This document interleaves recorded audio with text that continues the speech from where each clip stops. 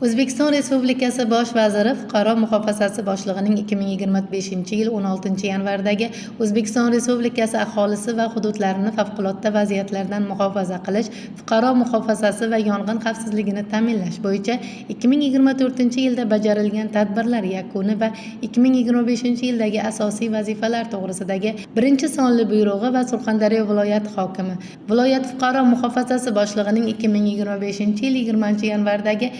2-sonli buyruqlari ijrosini ta'minlash yuzasidan Sho'rchi tumanida aholi o'rtasida Qrim-Kongo gemorragik isitmasi kasalligining tarqalishini oldini olish bo'yicha hamkor tashkilotlar harakati mavzusida amaliy seminar va maxsus o'quv mashqi o'tkazildi.